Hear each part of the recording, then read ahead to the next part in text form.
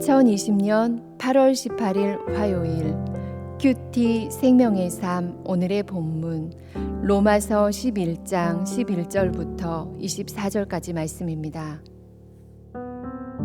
그러므로 내가 말하노니 그들이 넘어지기까지 실족하였느냐? 그럴 수 없느니라.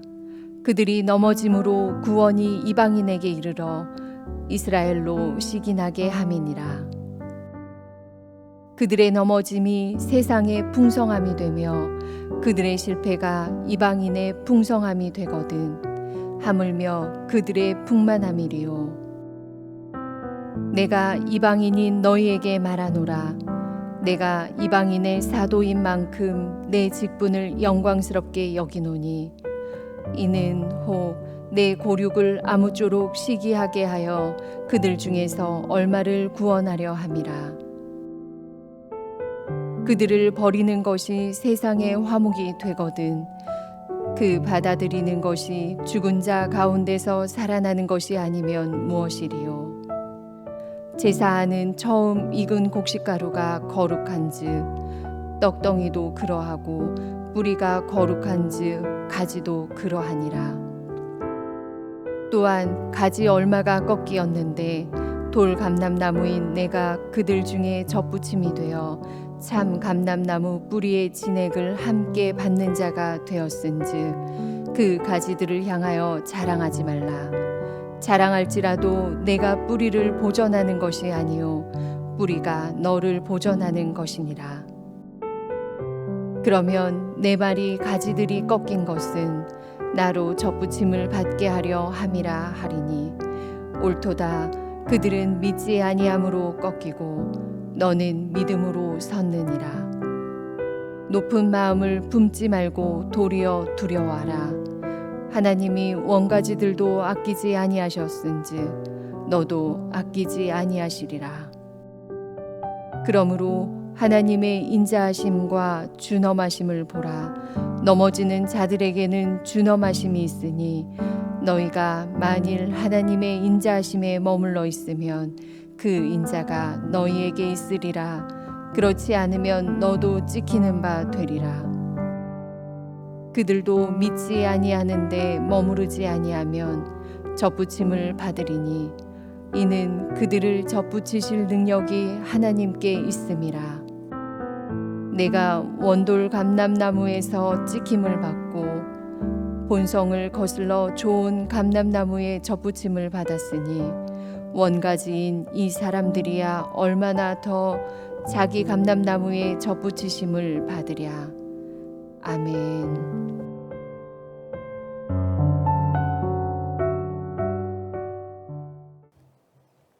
이스라엘 백성이 하나님의 택한 백성으로서의 사명을 감당하는데 실패한 요인을 두 가지로 나눌 수 있습니다.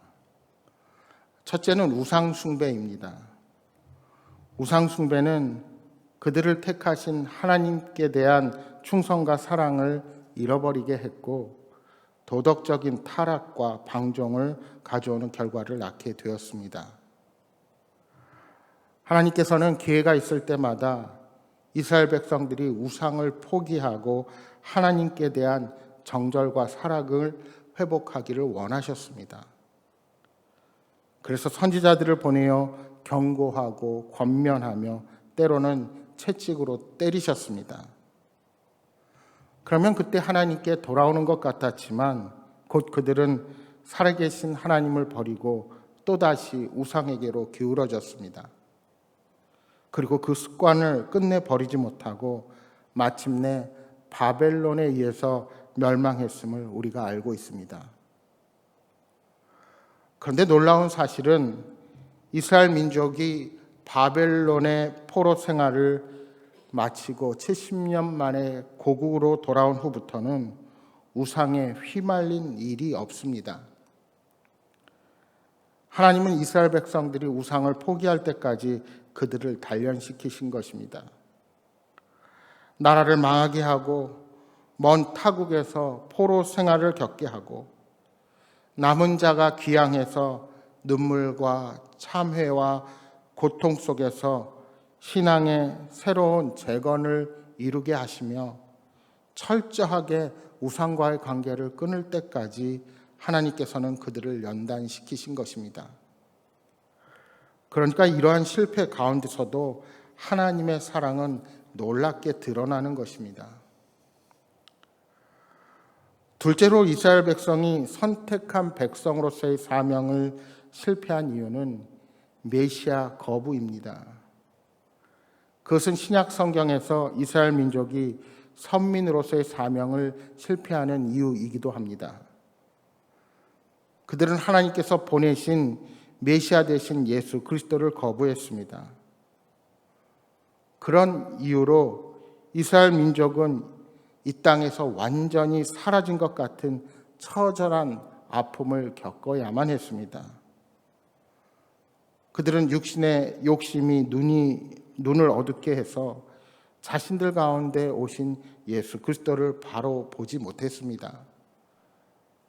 예수님을 영접하지 않았을 뿐만 아니라 메시아를 거부하고 배척하고 마침내 십자가에 못 박아 죽였습니다.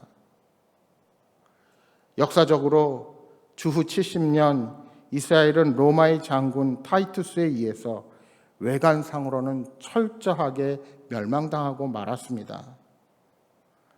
이제 이스라엘 민족은 지상에서 완전히 사라지는 것 같았습니다. 2000년이라는 긴 세월을 뿔뿔이 흩어져서 나라 없는 민족이 되어서 이 민족 저 민족 속에 섞여 살면서 쫓겨다니고 박해와 고난을 겪어야만 했던 것입니다. 결국 이스라엘 민족은 구약에서는 우상 숭배로, 신약에서는 메시아 되신 예수님의 거부로 하나님의 선민으로서의 사명을 완전히 실패한 것입니다. 그런데 오늘 본문에 사도 바울은 놀라운 설명을 하고 있습니다. 선민으로서의 사명을 실패한 그들을 두고 뭐라고 말씀하고 있습니까? 11절 12절 말씀을 다시 보십시오.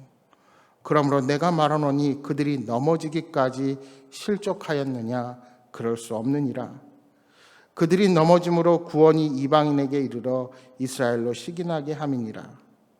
그들의 넘어짐이 세상의 풍성함이 되며 그들의 실패가 이방인의 풍성함이 되거든 하물며 그들의 충만함이리요.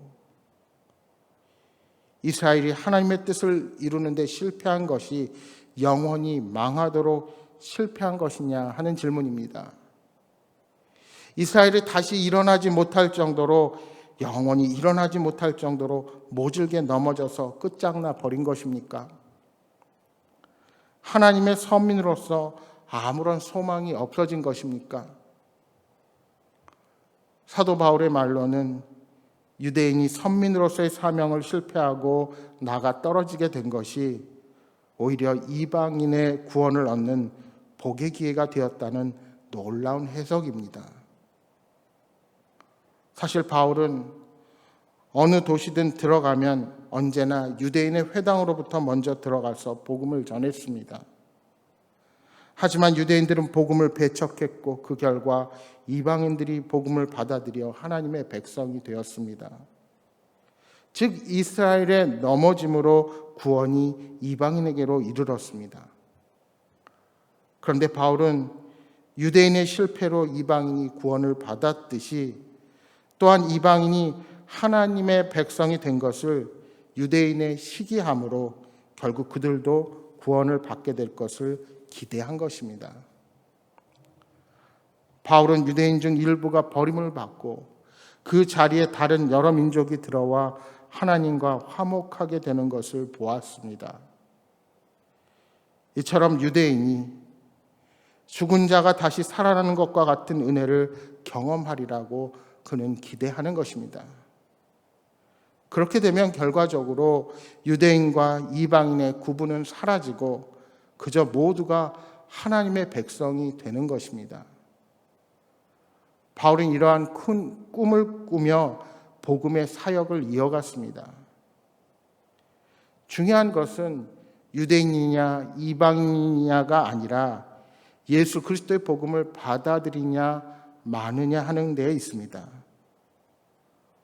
바울은 이 사실을 처음 익은 곡식과 감람나무의 비유로 설명하고 있습니다. 보통 첫 수확물로 제사가 드려지면 나머지 곡식들도 모두 하나님께 드려졌다고 여겨졌고 그것으로 만든 빵까지 하나님께 드린 셈입니다. 또 돌 감람나무의 가지라 하더라도 참 감람나무에 접붙이면 그 뿌리 덕에 그 가지는 참 감람나무의 일부가 됩니다. 여기서 첫 곡식과 뿌리는 모두 예수님을 상징한다 할 수 있습니다. 18절에 말씀합니다. 그 가지들을 향하여 자랑하지 말라. 자랑할지라도 내가 뿌리를 보존하는 것이 아니요 뿌리가 너를 보존하는 것이니라. 이제는 그 가지들, 즉 이방인을 향하여 자랑하지 말라고 말씀합니다. 이방인 그리스도인들이 유대인의 자리를 차지했다고 해서 교만해져서는 안 됩니다. 왜 그렇습니까? 예수님께서 하나님께 드려졌기에 우리도 드려지게 되었고 우리가 예수님께 붙어 있기에 거룩한 백성이 되는 것입니다.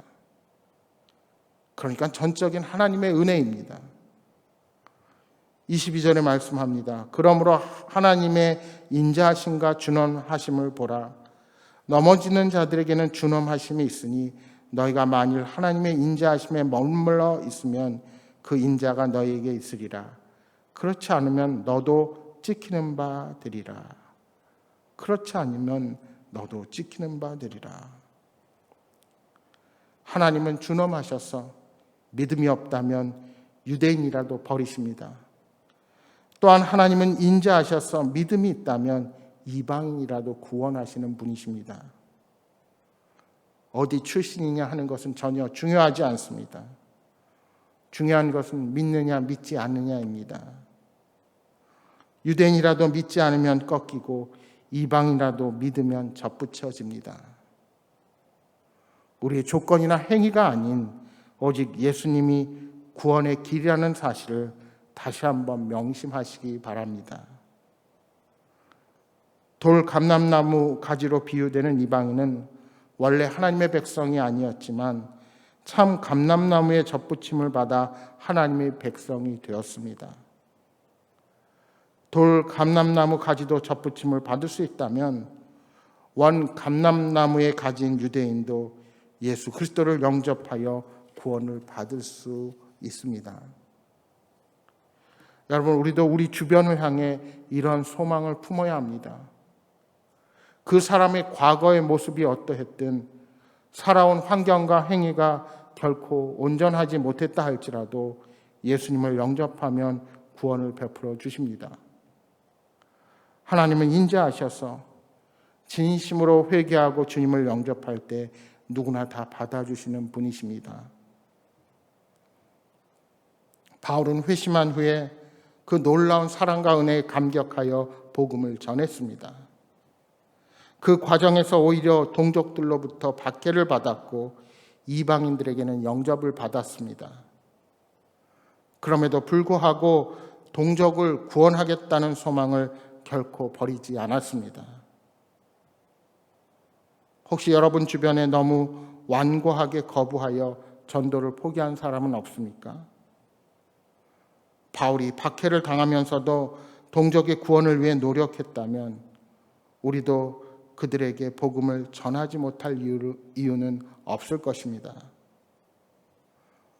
교만함으로 실패했던 이스라엘 민족의 전철을 밟지 말고 낮아짐으로 영광을 얻으신 예수 그리스도를 본받아 승리의 길로 나아가는 여러분 모두가 되시기를 주님의 이름으로 축복합니다. 오늘 함께 기도하실 때 특별히 수도권의 확진자가 증가해서 대유행의 조짐을 보이며 다시 위기 가운데 있습니다. 더구나 사랑제일교회와 8.15 집회를 중심으로 더 많은 확진자가 염려되는 가운데 교회가 힘든 시기를 보내고 있습니다. 지금은 자신의 의를 내세울 때가 아니라 방역을 더 철저히 하며 주님의 음성에 귀를 기울일 때입니다. 더 이상 주님의 영광이 가려지지 않도록 각자의 자리에서 최선을 다한 삶을 살아갈 수 있도록 기도하시기 바랍니다. 또한 여러분 가져오신 간절한 기도의 제목 놓고 기도하시다가 돌아가시기 바랍니다. 이렇게 기도하겠습니다.